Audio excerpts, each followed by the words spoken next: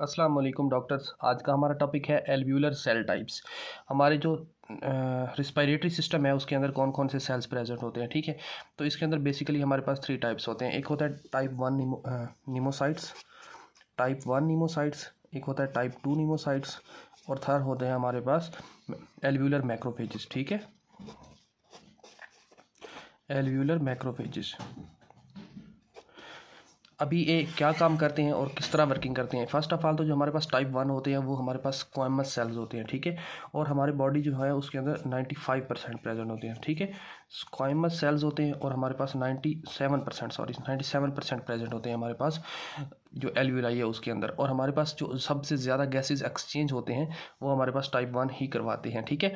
जो हमारे पास टाइप 2 होते हैं वो प्रीकर्सर स्टेम सेल्स होते हैं, ठीक है। प्रीकर्सर स्टेम सेल्स का क्या मतलब होता है? प्रीकर्सर स्टेम सेल्स का मतलब होता है जो फॉर एग्जांपल ये हमारे पास एक सेल है, ये है टाइप 2 नीमोसाइट, ठीक है। तो प्रीकर्सर स्टेम सेल का मतलब होता है ये दो में डिवाइड होगा। ये माइटोसिस और मियोसिस की बात नहीं कर रहा, ये प्रीकर्सर सेल्स किस तरह डिवाइड करते हैं। फॉर एग्जांपल ये 2 से हमारे पास टाइप 1 बन जाएगा एक, ठीक है। और अपनी तरह का ये एक और सेल बना देगा, ठीक है। फॉर एग्जांपल टाइप 1 और टाइप 2 एक प्रीकर्सर सेल से बन जाते हैं। फिर ये क्या होगा, ये हमारे पास यूटिलाइज होना कर देगा, अपनी वर्किंग स्टार्ट कर देगा एज अ टाइप 1, जैसे कि गैसेज एक्सचेंज में काम करता है। और हमारे पास ये जो टाइप 2 है ये अगेन डिवाइड होगा, हमारे पास टाइप 1 एक बना देगा और एक टाइप 2 बना देगा, ठीक है। टाइप 2 अपनी तरह के एक और सेल बनाता जाता है, ठीक है। तो ये होते हैं हमारे पास प्रीकर्सर सेल्स। जो हमारे पास टाइप 2 सेल्स होते हैं ये प्रीकर्सर सेल्स होते हैं, ठीक हो गया। फिर आगे क्या चीज़ है, आगे ये चीज़ है कि जो हमारे पास टाइप 2 है इसके अंदर होते हैं लेमिलर बॉडीज़, ठीक है। ये एक इंपॉर्टेंट एमसीक्यू आता है, लेमिलर बॉडीज़ के जो हमारे पास सरफेक्टेंट होता है वो कहाँ से रिलीज़ होता है, तो हमने कहना लेमिलर बॉडीज़, ठीक है। सरफेक्टेंट क्या चीज़ होती है? सरफेक्टेंट जो है वो बेसिकली हमारे पास रिलीज़ होता है लेमिलर बॉडीज़ से, और वो हमारे पास जो टेंशन होती है उसको कम करता है, जो कि alveolar tension, alveolar surface tension जिसको हम कहते हैं, ठीक है। एल्व्यूलर बॉडीज़ जो होती हैं सरफेक्टेंट रिलीज़ करती हैं। सरफेक्टेंट क्या करता है, एल्व्यूलर सरफेस टेंशन जो होती है उसको कम करता है। उसके कम करने का क्या मतलब है?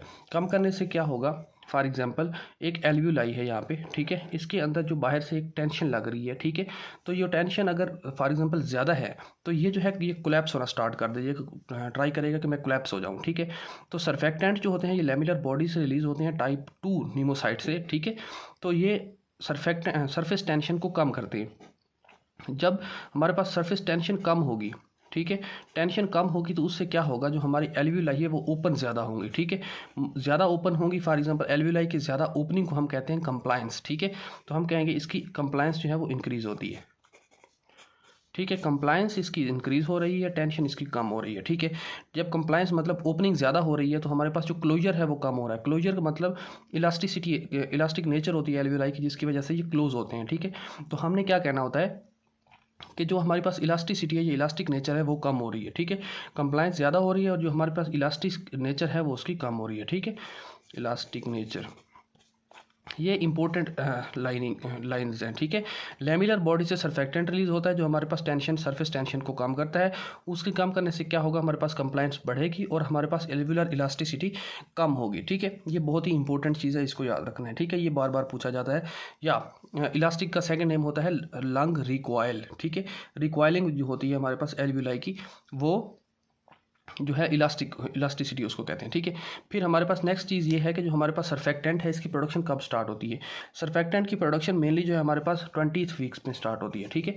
20th वीक जो होता है वर्टिलाइजेशन का, उसमें स्टार्ट होती है, ठीक है, फीटल लाइफ का 20th वीक।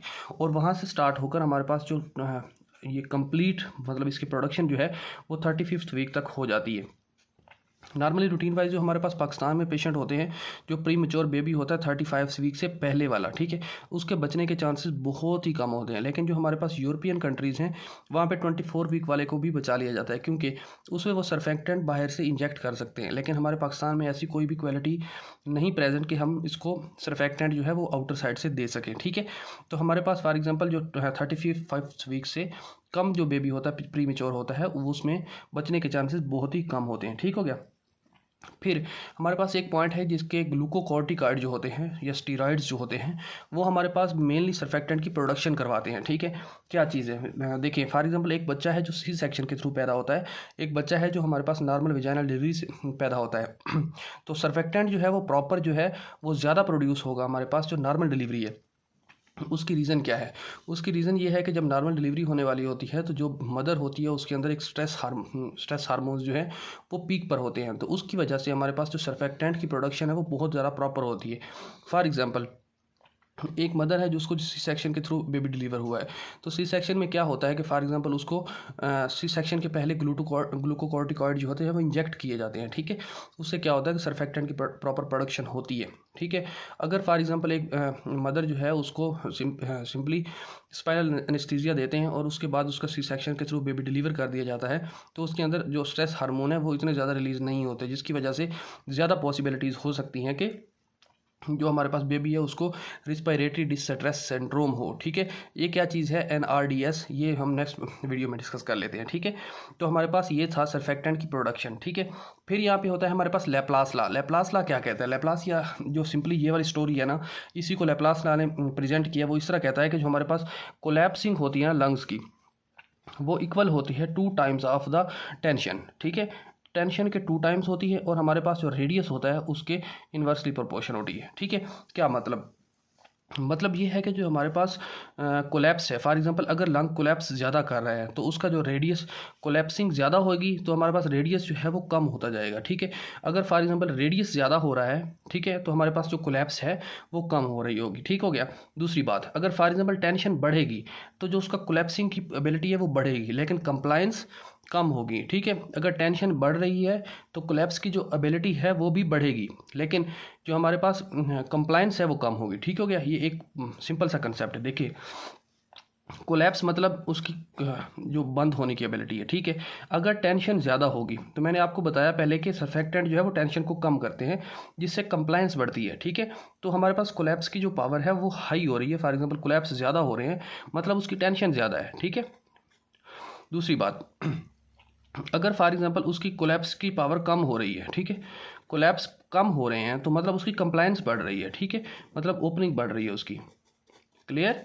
अच्छा, फिर हमारे पास जो नेक्स्ट पॉइंट है वो ये है कि अगर फॉर एग्जांपल जो हमारे पास कोलैप्सिंग पावर है वो हाई हो रही है, ठीक है, कोलैप्स मतलब ज़्यादा हो रहे हैं, बंद हो रहे हैं, तो सिंपल सी लॉजिक वाली बात है कि जो उसका रेडियस है वो कम हो रहा होगा। ठीक है, इन्वर्सली प्रोपोर्शन है मतलब। ठीक है, क्लियर? ये चीज़ें हैं हमारे पास टाइप 2 नीमोसाइट्स के अंदर। ठीक हो गया। फिर हमारे पास थर्ड टाइप हमने बताई थी कि एल्वियोलर मैक्रोफेजिस। बेसिकली ये क्या चीज़ें होती हैं? ये ऐसा होता है कि फॉर एग्जांपल जो हमारे लंग होते हैं उनके अंदर एल्वियोलर मैक्रोफेजिस प्रेजेंट होते हैं। वो क्या काम करते हैं? वो हमारे पास बेसिकली जो भी बाहर से कोई भी फॉरेन मटेरियल या फॉरेन पार्टिकल जो है वो हमारे रिस्पायरेटरी ट्रैक के अंदर इंटर होता है, तो ये हमारे पास एल्वियोलर मैक्रोफेजेस जो होते हैं वो उसको कैप्चर करते हैं और डिस्ट्रॉय कर देते हैं। ठीक है, सिंपल सी चीज़। जब कोई भी बाहर से आने वाला फॉरेन मटेरियल जो है वो फैगोसाइट होता है या डिस्ट्रॉय होता है तो वो जो है वो साइटोकाइंस रिलीज़ करता है और डिफरेंट एल्वियोलर प्रोटीएसेस रिलीज़ करता है। ठीक है, फिर हमारे पास इन एल्वियोलर मैक्रोफेजेस का सेकंड नाम होता है होमोसिड्रीन लेडन मैक्रोफेजेस। ठीक है, होमोसिड्रीन लेडन मैक्रोफेजेस।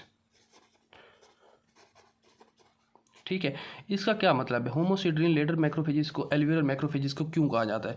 इसकी रीज़न ये है कि फॉर एग्जांपल अगर हमारे पास लेफ्ट हार्ट जो है उसका फेलियर हो गया है, उसके फेलियर से क्या होगा, हमारे पास जो पल्मोनरी वेन है उसका प्रेशर बढ़ जाएगा, मतलब पल्मोनरी हाइपरटेंशन हो जाएगी। जब पल्मोनरी हाइपरटेंशन होती है तो उसके अंदर हमारे पास जो ब्लीडिंग होने के चांसेस हैं वो बहुत ज़्यादा बढ़ जाते हैं। ठीक है, ब्लीडिंग हो सकती है या पल्मोनरी एडिमा हो सकता है। ठीक है, फॉर एग्जांपल पल्मोनरी ब्लीडिंग होती है, ठीक है, पल्मोनरी वास्कुलेचर के ऊपर ब्लीडिंग हो रही है। जब ब्लीडिंग होगी तो हमारे पास आरबीसी का एक्सपोजर हो जाएगा।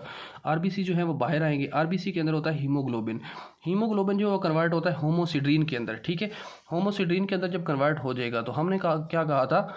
होमोसिड्रीन हमने कहा था कि जो हमारे पास मैक्रोफेजेस होते हैं एल्वियोलर मैक्रोफेजेस, उनका सेकंड नेम होता है होमोसिड्रीन लेडन मैक्रोफेजेस। तो हमारे पास जो होमोसिड्रीन बन रही है वो हमारे पास होमोसिड्रीन लेडन मैक्रोफेजेस जो है उसको कैप्चर करेंगे और कैप्चर करके डिस्ट्रॉय कर देंगे। ठीक है, ये एक सिंपल सा कंसेप्ट था हमारे पास एल्व्यूलर सेल टाइप्स का, ठीक है। क्विक रिकैप में बता देता हूँ कि टाइप 1 जो होते हैं हमारे पास स्क्वामस सेल्स होते हैं, 97% होते हैं। टाइप 2 जो होते हैं वो प्रिकर्सल सेल्स होते हैं, जिससे हमारे पास टाइप 1 बनते हैं। एल्व्यूलर मैक्रोफेजेस जो होते हैं वो हमारे पास मेनली हमारे होमोसिड्रीन लेडन मैक्रोफेजेस होते हैं, जो कि हमारे पास किसी भी बाहर से आने वाले मटेरियल को फैगोसाइड कर देते हैं या डिस्ट्रॉय कर देते हैं, ठीक है। इसमें क्वेश्चन किस तरह पूछा जाता है? इसमें क्वेश्चन इस तरह पूछा जाता है कि for example a patient present to you with cough, haemoptysis, ठीक है, फीवर और पेन ऑन इंस्पायरेशन। ये सारी की सारी सिम्टम किस चीज़ की हैं? ये सारी नमूनिया के सिम्टम हैं। सिम्टम क्या है? कफ, हीमोपटोसिस, फीवर और हमारे पास पेन ऑन इंस्पायरेशन, ठीक है। वो ये बातें करके फिर वो पूछता है कि which type of the cell is damaged in this patient, तो वो हमने कहना होता है टाइप 1, ठीक है। फिर वो पूछता है कि टाइप 1 किस चीज़ से बनते हैं, तो हमने कहना है टाइप 2 प्रिकर्सर सेल्स के, ठीक हो गया।